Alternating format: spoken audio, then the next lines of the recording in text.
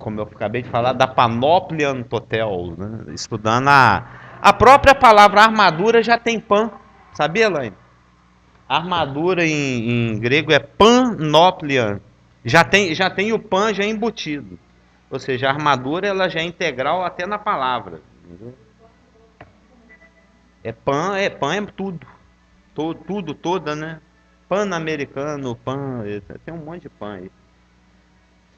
E dentro do nosso estudo da armadura, nós vimos que como é que a igreja se porta na guerra, como é que ela anda na guerra.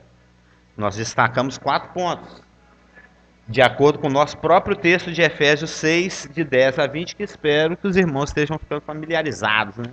Dá uma lidinha de vez em quando. Ou seja, fortalecido no Senhor. Como é que o crente anda na guerra, hein? Fortalecido no Senhor, revestido de toda a armadura, se mantendo firme contra os inimigos e avançando com o evangelho e com oração. Vamos ler o nosso texto? Todo mundo em Efésios 6, de 10 a 20. Amém? Todo mundo. Quem não achou, diz amém. Efésios 6, de 10 a 20. Quanto ao mais, sede fortalecidos no Senhor e na força do seu poder. Revesti-vos de toda a armadura de Deus, para poderdes ficar firmes contra as ciladas do diabo. Porque a nossa luta não é contra o sangue e a carne, e sim contra os principados e potestades, contra os dominadores deste mundo tenebroso, contra as forças espirituais do mal nas regiões celestes. Portanto, tomai toda a armadura de Deus, para que possais resistir no dia mau, e, depois de ter desvencido tudo, permanecer inabaláveis. Estai, pois, firmes. Número 1, cingindo-vos com a verdade. Número 2, vestindo-vos da couraça da justiça. Número 3, calçando o pé com a preparação do evangelho da paz. Número 4, embraçando às vezes o escudo da fé. Ah, não, é sempre, né? Embraçando sempre o escudo da fé, com o qual podereis apagar todos os dardos inflamados do maligno. Quinto, tomai também o capacete da salvação. E sexto, a espada do Espírito, que é a palavra de Deus praticada. Rema, como disse o Cliff. E sétimo, para fechar, para ficar tudo completo, telé e perfeito, né? Com toda a oração e súplica, orando em todo o tempo no Espírito, e para isso vigiando com toda perseverança e súplica por todos os santos. Pam. Viu aí o tanto de pão, Elaine? Todos. E também por mim, para que me seja dada no abrir da minha boca a palavra, para com intrepidez fazer conhecido o mistério do Evangelho, pelo qual sou embaixador em cadeias, para que em Cristo eu seja ousado para falar. Aí vem a parte pesada, né? Como me cumpre fazê-lo, né? O estudo vai fechar com a pauladinha. Como me cumpre fazê-lo.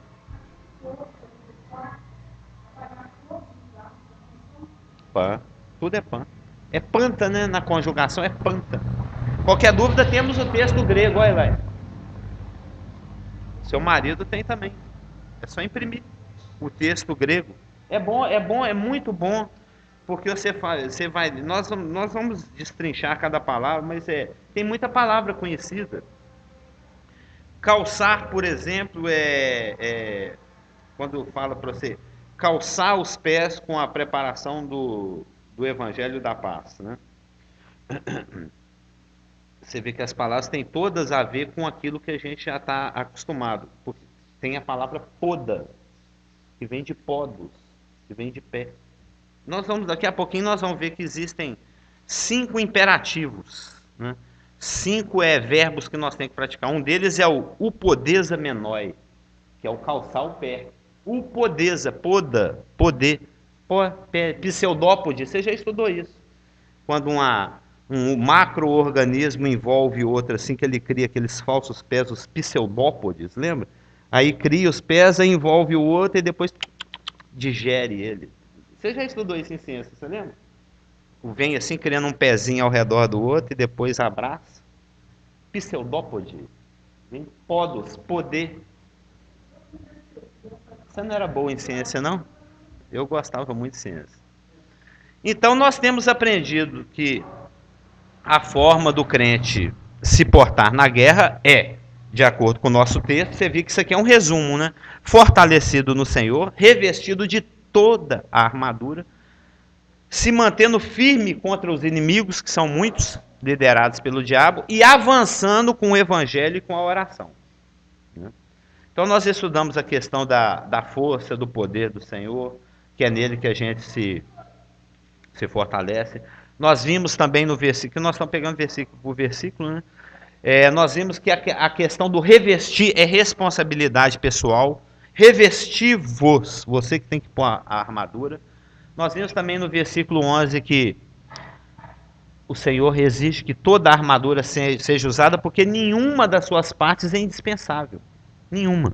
É necessário toda ela. E isso dentro daquele princípio da integralidade, lembra? Nós citamos vários versículos. Ele é a propiciação pelos pecados do mundo inteiro. Todos pecaram, um por todos.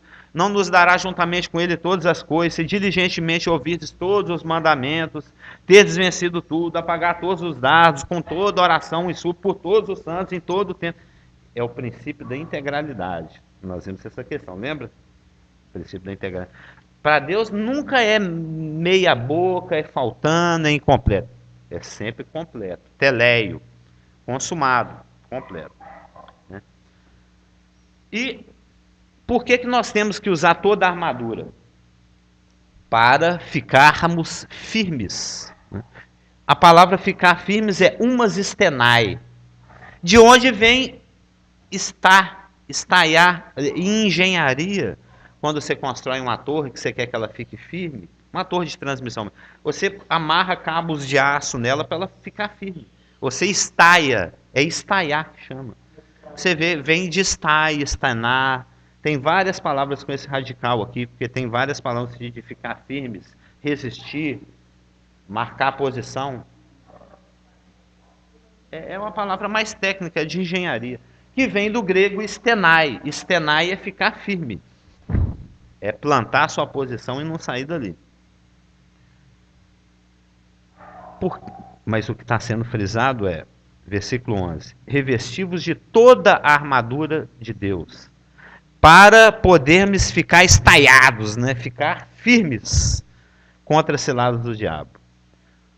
A armadura não funciona sem o poder de Deus. É igual você comprar um carro e pôr vinagre no tanque. Não anda. Óleo de soja, xixi, não anda. Viu, pastor Geraldo? Se acabar a gasolina, não adianta fazer pipi ali no tanque, que ele não vai andar. Precisa de gasolina. A armadura de Deus só funciona com o poder de Deus. Ela é energizada. É igual você pegar aquela pilhona B, tem a D, né? E querer colocar num lugar que é DD, que é aquela que é AA, aquela fininha. Aí você vai colocar aquela pilha grandona de lanterna na sua máquina fotográfica, que é uma pilhinha pequenininha. É inadequado, da mesma forma. A vontade humana, o desejo humano, a força humana, a boa vontade do Casamilton, a força do Isaac, a determinação do Geraldo, isso é péssimo combustível para evangelizar, para orar. É porque tem que fazer, é porque é obrigado, porque o pastor mandou, porque não tem jeito. É pelo poder de Deus. E o poder de Deus frutifica de acordo com o que a gente conhece em Gálatas, né? E frutifica de acordo com aquilo que a gente conhece aqui em Efésios. Em verdade, justiça, paz, fé, salvação, manejo bem da palavra, oração, súplica. Então essa advertência quanto à imprescindibilidade. Você conhece a imprescindibilidade? É o que você não pode deixar. Por exemplo, você não sai sem calças. Você já viu ele indo para aula alguma vez nu da parte de baixo? Não, porque a calça é imprescindível, você não sai sem ela. Você não vem para o culto sem Bíblia, você fica boiando. Ela é imprescindível, não se prescinde, não se abre mão. Você não deixa de fazer. Né? Usar a armadura é imprescindível. Não se prescinde, não se abre mão. Tem que usar. Né? Tanto é que ela é imprescindível, é necessário, é mister, né? É sine qua non, é exigida. É que a ordem de usar a armadura é repetida no versículo 13. Então você vê que a gente sabe disso, tudo que Deus fala 2 vezes na Bíblia é porque é sério. É porque ele quer enfatizar. Quando ele quer chamar muito a atenção de alguém, ele fala Samuel, Samuel. Não é? Moisés, Moisés. Quando ele está chamando para o serviço, quando ele está querendo disciplinar, Elaine, Elaine. Aí, opa, papai. Meu pai não está muito bento hoje, não. Ele quer falar alguma coisa séria aí comigo. Que fala. Pode dar 1000 exemplos. A Elaine ficou chocada.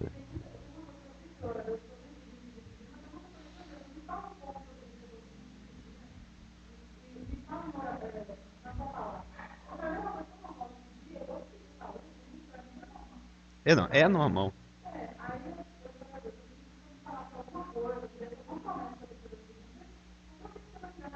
A Elaine está pedindo uma promessa.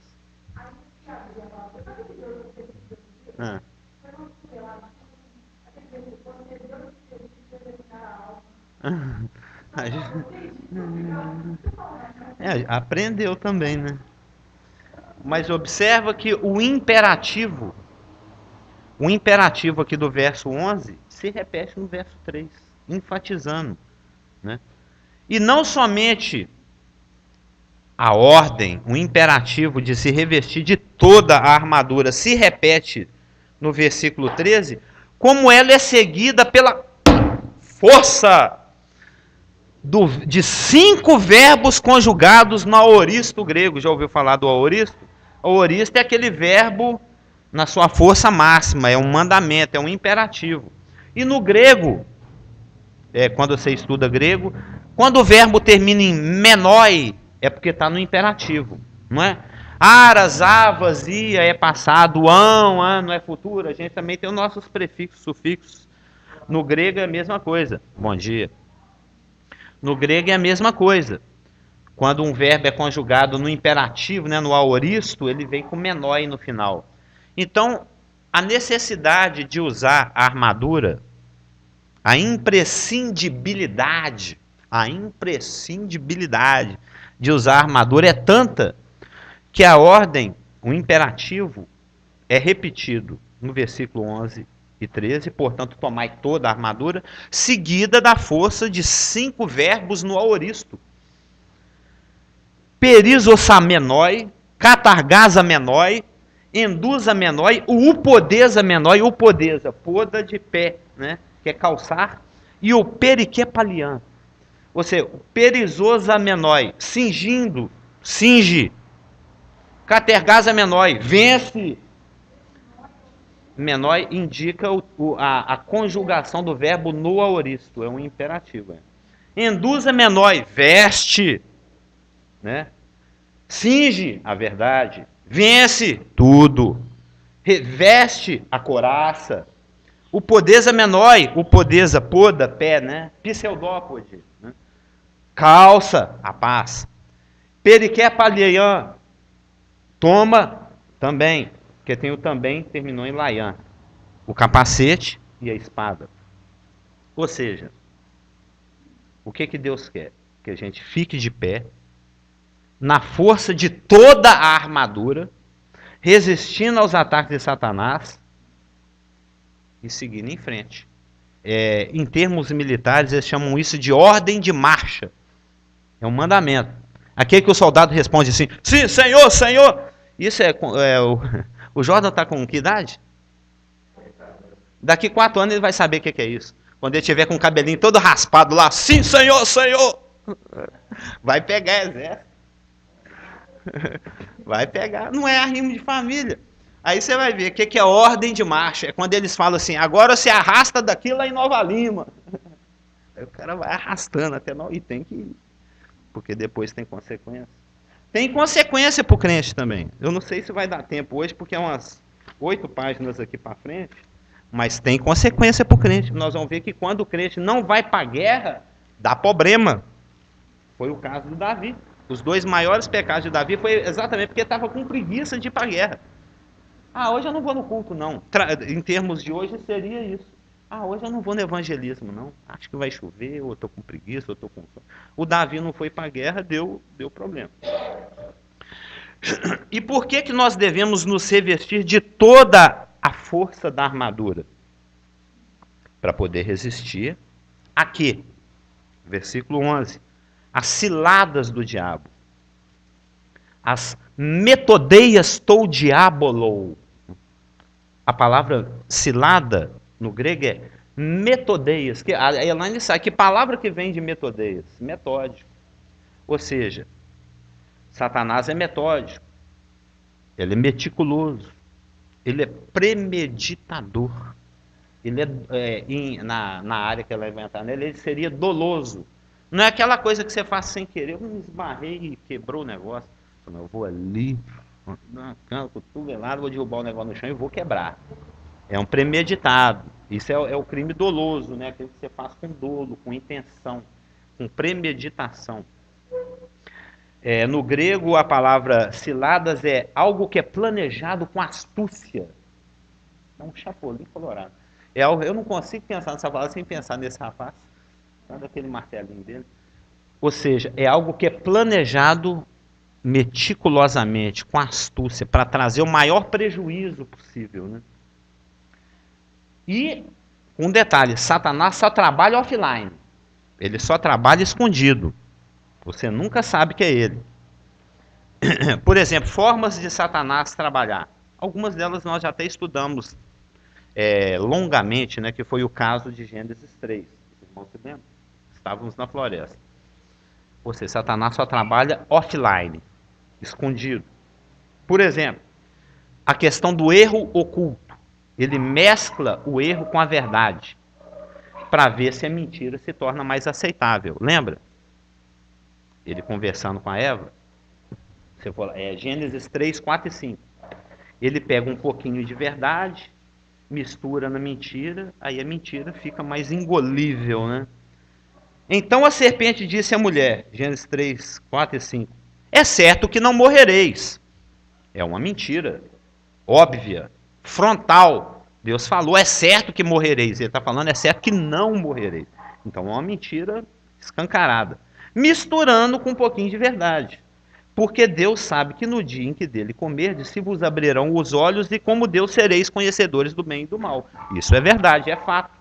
Aconteceu depois que eles tomaram o fruto. Então, para tornar a verdade, o erro, a mentira mais aceitável, ele põe uma capinha ele dá uma pinceladinha muito leve, o mínimo possível de verdade, para dar uma aparência de aceitação.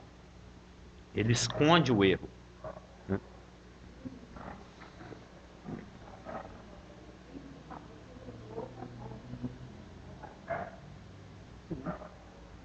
Nós vamos ver, ele trabalha com a aparência, como ele está bem que destacando aqui, com aquilo que parece, mas não é.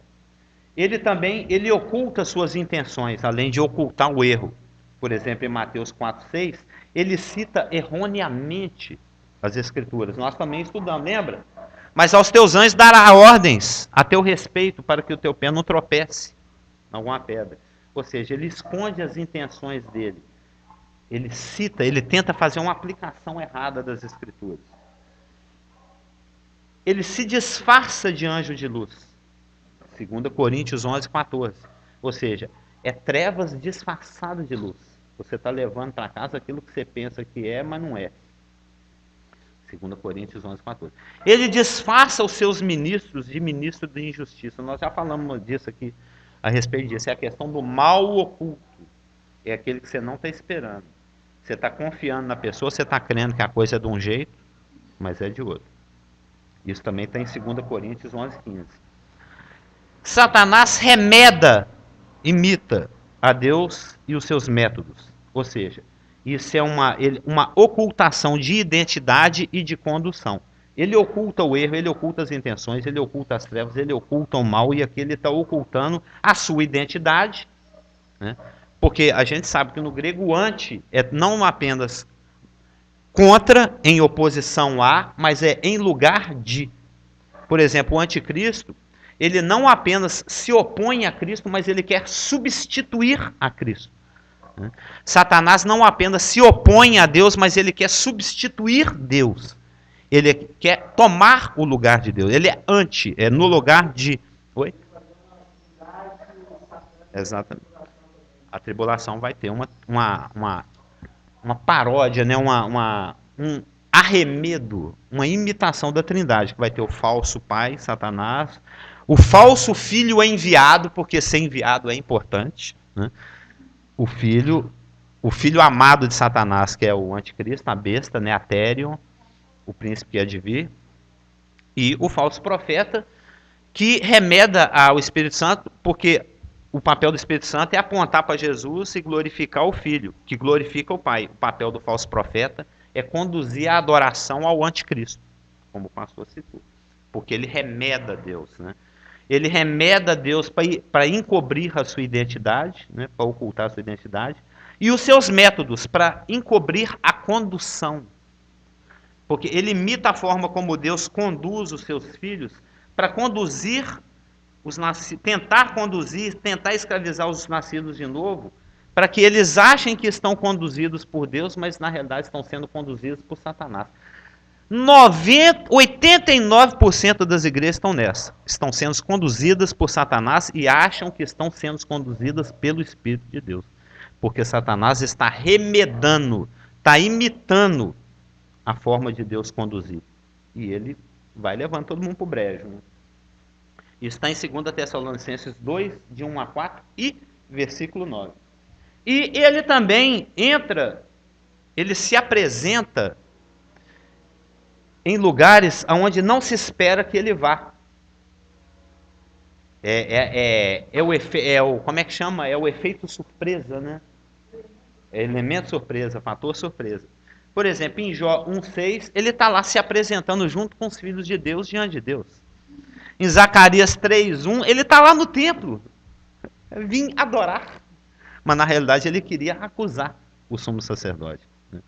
Em Mateus 24:15, conforme 2 Tessalonicenses 2:4, lá na tribulação também, ele vai se assentar dentro do Santos dos Santos. É um lugar absolutamente onde não se espera se encontrar Satanás. Porque Satanás era o lugar onde Deus encontrava a humanidade. O Santo dos Santos, né? O Kadosh Kadoshem, lá no hebraico. Então, isso aqui é um lugar menos esperado para Satanás estar, que é o leito de núpcias de Deus com Israel. É lá onde Deus se encontra com Israel. Satanás está lá na cara de pau. Isso é Mateus 24:15, que a Bíblia chama de abominável da desolação, de tão absurdo que é, que foi tipificado por aquele general grego, Antíoco Epifanes, que sacrificou uma porca em cima do propiciatório dos santos judaicos. Isso é história, né? Que é um tipo do que o anticristo vai fazer. E, sobretudo, ele não somente mescla o erro com a verdade, cita erroneamente as escrituras, se disfarça diante de luz, disfarça os ministros dele de ministros de justiça. Viu, Caso Augusto? Tem muita gente de terno e Bíblia na mão aí que é de Satanás. Imita e remeda a Deus e os seus métodos, se apresenta em lugares onde ele não é esperado e, sobretudo, acima de tudo, de todos os seus métodos, ele promete ao homem que ele pode chegar a Deus através do seu esforço próprio e das suas boas ações. Ou seja, ele cria um caminho que parece de vida. Até a vida ele tenta imitar. Porque a palavra fala que há caminhos que para o homem parecem caminhos de vida, mas na realidade são caminhos de morte. Você passa a vida inteira comendo hóstia e se ajoelhando diante do santo, com toda certeza que vai encontrar o seu santo de devoção lá no céu. Mas na realidade a gente sabe que a história é outra. A pessoa anda, os religiosos, né, eles andam a vida inteira num caminho, achando que aquilo vai dar em vida, e no final é um caminho de morte. Então, Ele promete aos homens uma coisa, mas na realidade é outra. Ele conduz os homens. E para quê? Para os céticos, né? Ele diz que nem ele e para outros, que tem o religioso, o que crê e o que não crê. Por que crê, ele apresenta um caminho errado. E por que não crê, ele fala assim, eu e Deus nem existimos. Não precisa esquentar sua cabeça, não. Nós nem existimos. Eu conheço muitas pessoas assim. Pessoas extremamente racionais, extremamente... só anda pelo empírico, né? Pelos sentidos, e só conduz a sua mente através da lógica. Essas pessoas têm explicação para quase tudo que você apresenta para elas. Você apresenta o evangelho e fala, não, isso aí na realidade é o Rei Sol, Jesus e os seus apóstolos, é uma versão do Rei Sol, que já vinha desde a antiguidade, existiram... Porque na realidade Jesus é muito comum. Ele é só mais uma versão da forma como a divindade se apresenta. Porque Satanás, ao longo da história, ele já veio parodiando a história da virgem tendo um filho e sendo enviado pelo seu pai há muito tempo, em muitas culturas.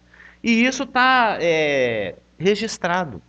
Então essas pessoas, partindo do raciocínio lógico, eles chegam a essa conclusão, Deus e diabo não existem. Isso aí é uma ilustração do bem e do mal que existe no planeta. Isso é masdaísmo. Isso aí vem lá do Império Persa, 7.000 anos atrás. Mas não é verdade. Porque é uma das... nós estamos aqui citando as ciladas de Satanás. Você vê que ele é metódico. Ele é meticuloso. Ele é premeditado. Ele é doloso. E essas são formas sutis, né? Encobrindo, tampando, apresentando uma coisa que não é. São os métodos de Satanás. Como foi falado, no grego, significa algo que é planejado com astúcia. E a gente vê a astúcia em todas essas formas de agir. Né? A pessoa aparentando uma coisa e sendo outra.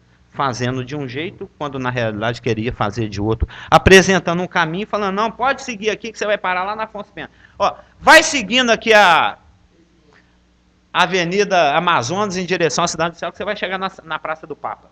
Pode seguindo aí. Vai toda a vida. Você vai chegar lá em São Paulo, mas você não chega na Praça do Papa. É exatamente isso. Ele apresenta um caminho, fala, é aqui que vai dar esse caminho, quando você assusta, fala, eu estou no inferno.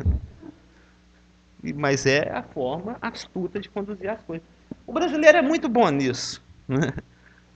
Enganar com jeitinho e gentileza. É só prestar atenção. Versículo 12. Porque a nossa luta... Esse aqui nós vamos gastar uns 2 domingos só com esse caquinho de versículo. Pelo menos o resto de hoje, mais domingo que vem. Porque não é a nossa luta. Otiou que estim em mim e palê. Né? Palê é a palavra que é traduzida aqui por luta. Não sei se o Carlos Augusto se lembra, nós estudamos profundamente essa palavra com o Valdemar Leal Lucas, quando tinha aquele grupinho de estudo lá na Rio de Janeiro, com tupis. Isso agora em 1982, você lembra? A palavra luta, palê, vem de polemos. A Elan já está quase percebendo uma palavra portuguesa que vem de polemos, grego. O que é? Polêmica. Quando você cria uma polêmica, você está criando uma batalha, uma luta. Uma discussão nada mais é do que uma luta. É como se fosse uma linha de frente. Porque nenhuma guerra é vencida assim, pá, de uma vez. Nenhuma guerra é vencida. Se você pegar a Segunda Guerra, principalmente a Primeira Guerra Mundial, que foi a Guerra de Trincheiras, né? Eram os franceses dentro de um buraco do lado, os ingleses do outro, os alemães do outro, todo mundo jogava uma granadinha. Aí, depois de 8 meses de luta, avançava 45 metros. Eu já li a respeito. Lutava meses para conquistar 8 metros. Aí o outro recuava, lutava mais 20 meses, retomava 30 metros. Uma guerra ridícula. Então foi uma guerra de batalhas. Toda guerra é composta por várias batalhas. Né?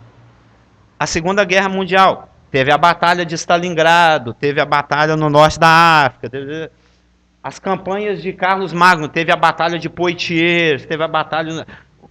Napoleão batalhou não sei aonde, perdeu lá num lugar chamado Waterloo.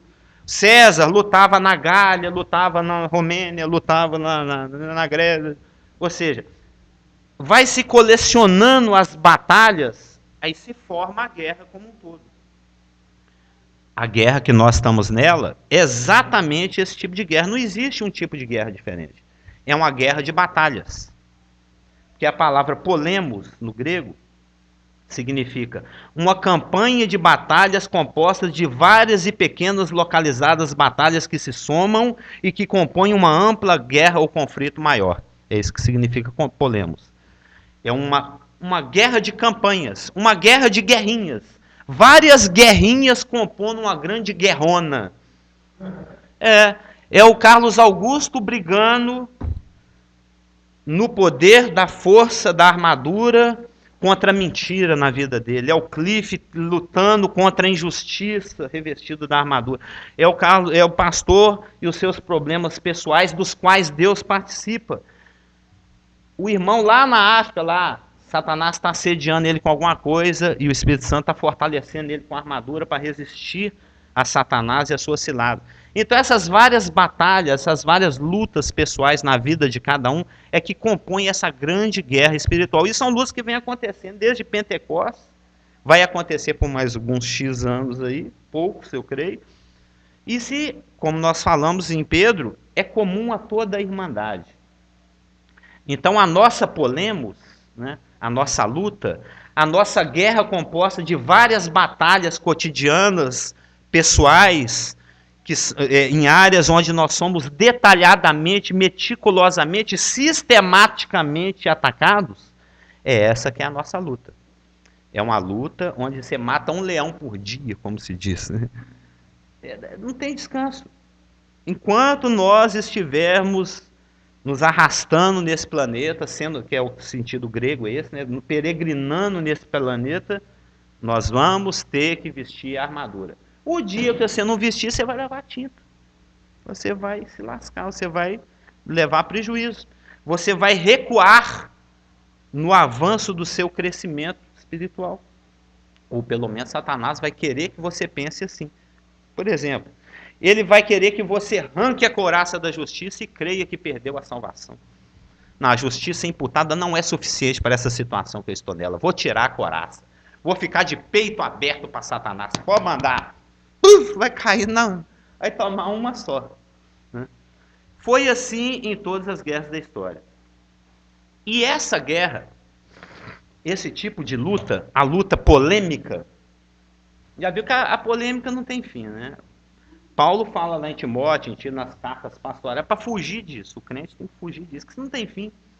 Não, mas o Cruzeiro, não, é o Atlético, não, o Cruzeiro tem 100 anos que essa discussão aconteceu com os nossos avós, quem que é o melhor? Não, mas um foi para a Libertadores, não foi, mas um foi para a segunda divisão. Vai ficar, cara, discutindo peculiaridades, não vai chegar a um consenso. É esse tipo de luta, você não negocia com Satanás, você vence. Né? E essa guerra, ela tem algumas características, 7 características. Quem gosta aí começa a anotar. A guerra polêmica, né? Esse tipo de guerra, esse tipo de luta, ela tem algumas características. Por exemplo, a nossa vitória sobre os ataques de Satanás nem sempre é evidente em termos de a derrota dele e o nosso sucesso. Para o mundo natural, para nós, homens naturais,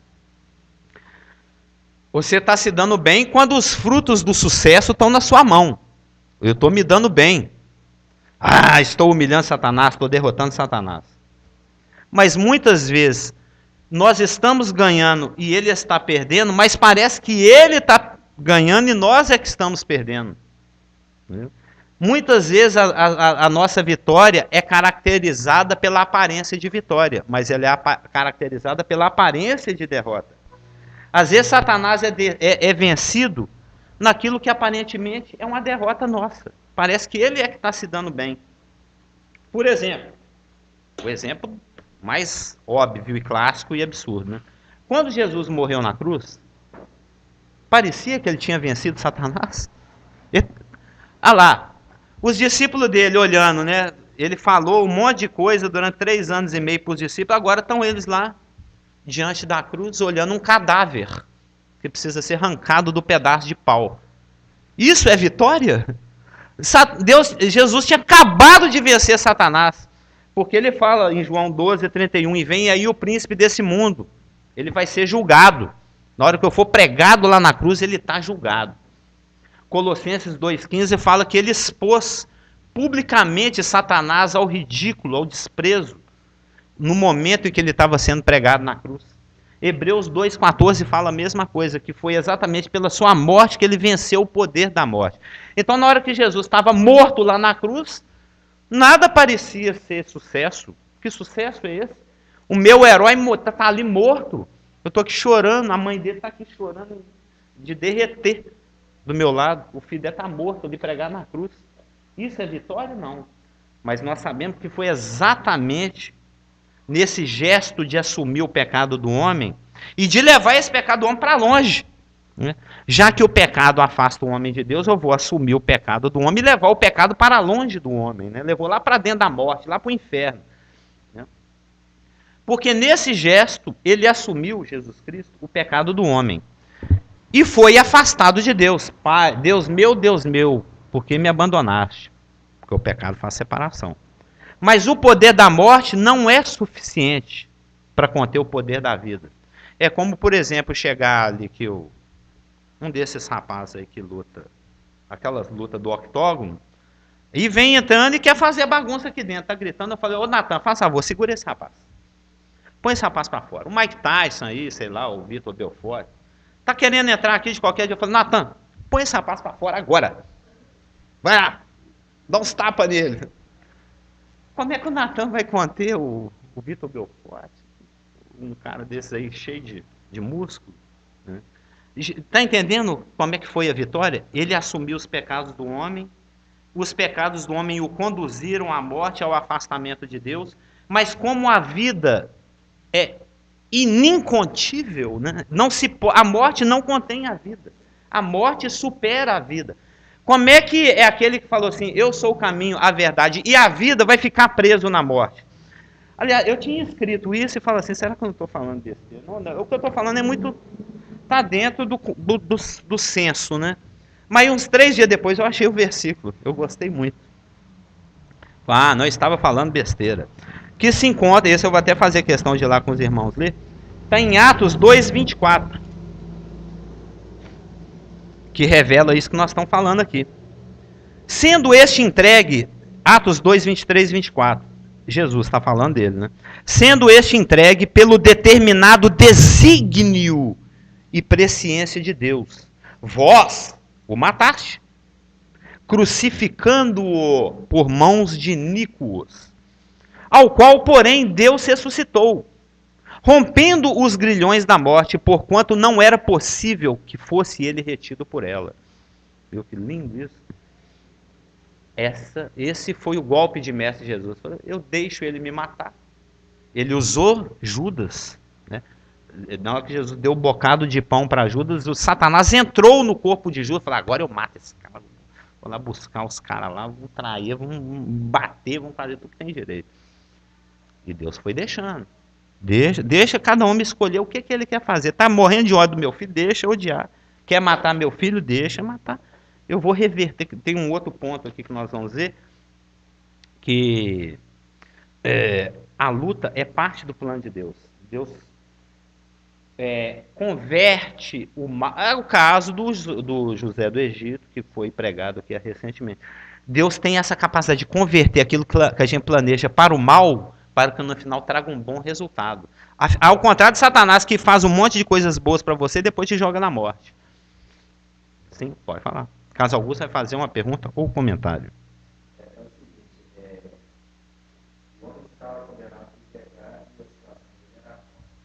Exatamente. Substituiu. É uma doutrina da soteriologia. Substituição.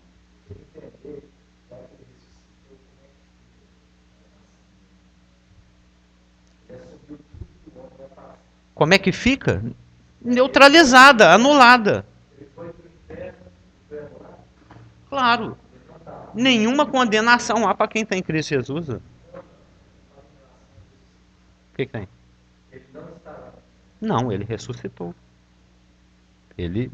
A morte a morte não pode conter a vida. Exatamente. Tragada foi a morte pela vitória.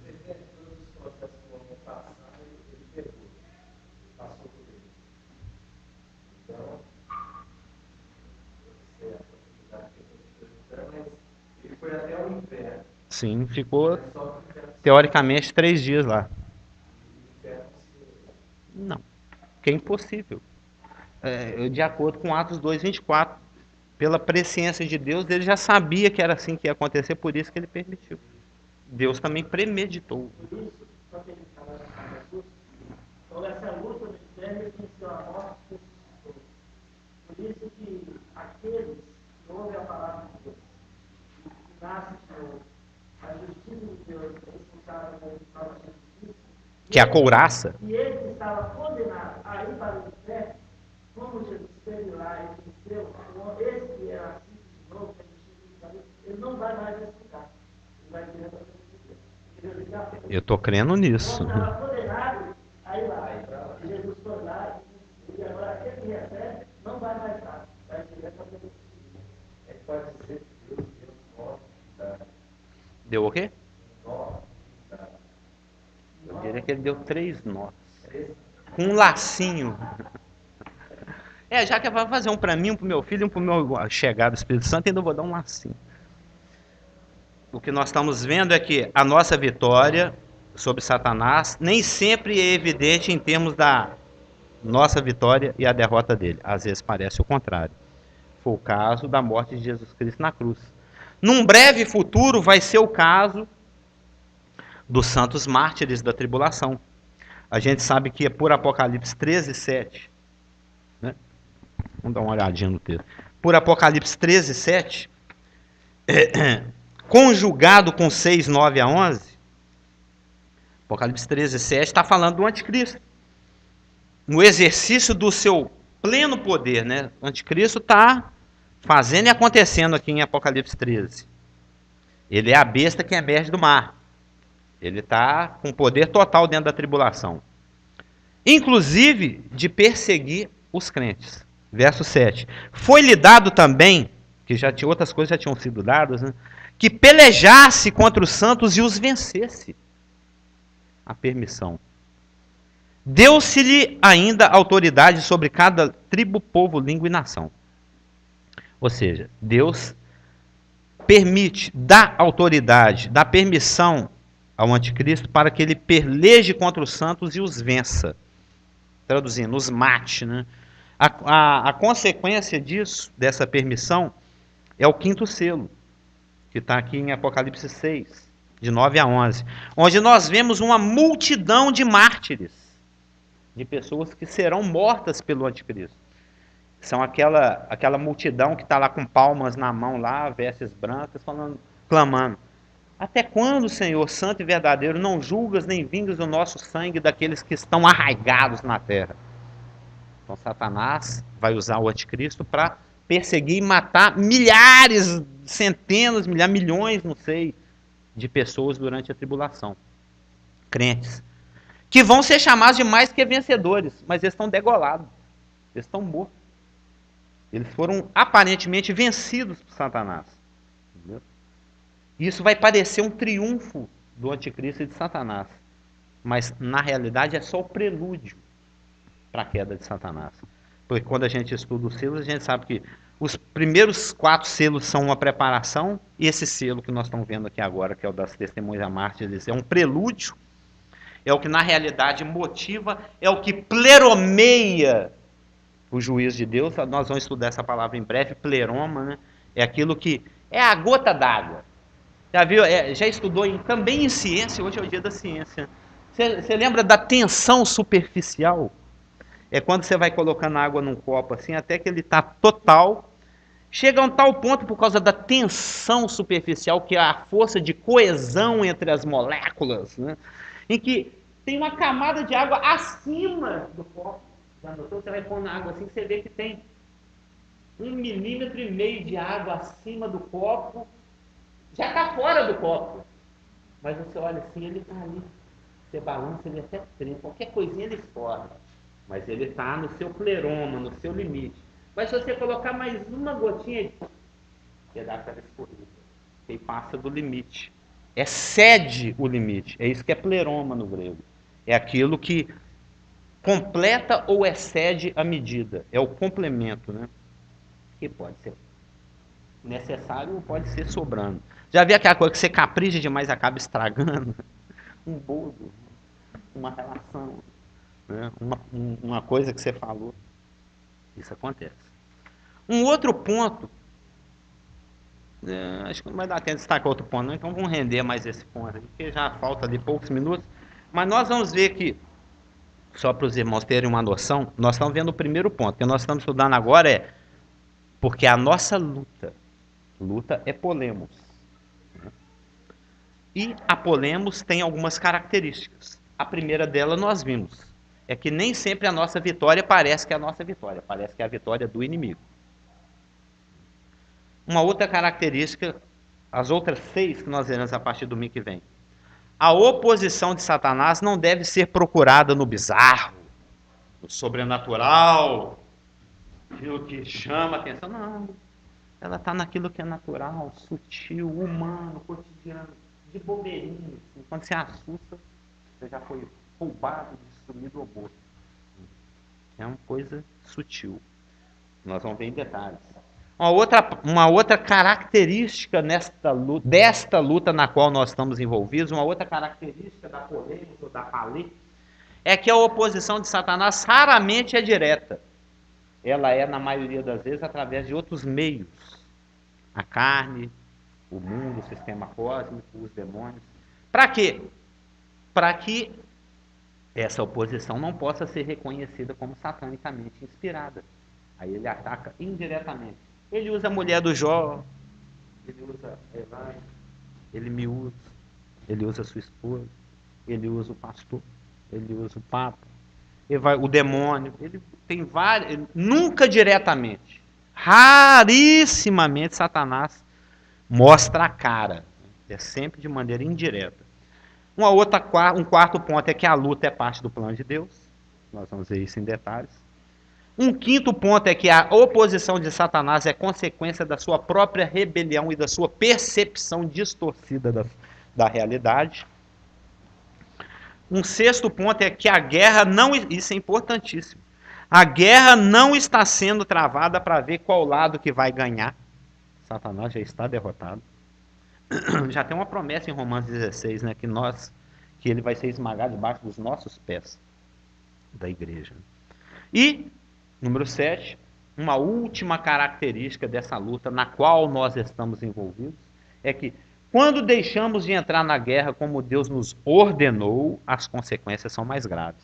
É aquela questão do Davi que nós vamos ver. Se os irmãos já leram aqueles textos lá, depois quiser até olhar 1 Coríntios 20 e 2 Samuel 11, os 2 pecados mais graves de Davi, que foi a questão do adultério com a Betseba, como foi a questão do censo, foi exatamente porque ele estava com preguiça de ir no culto. Ele ficou em casa. Ele estava com preguiça de ir para a guerra. Numa época em que os reis deveriam estar na guerra, o Davi estava em casa, coçando a cabeça, à toa, sem fazer nada. Aí ele olha para lá, está lá uma mulher tomando banho. Aí deu no que deu, né? Nós vamos ver isso em detalhe. Quem que lucrou? Quem que lucrou? Satanás deveria estar matando o inimigo, acabou por matando o melhor general dele, o homem de confiança. Quem que lucrou com isso? Quem que premeditou isso?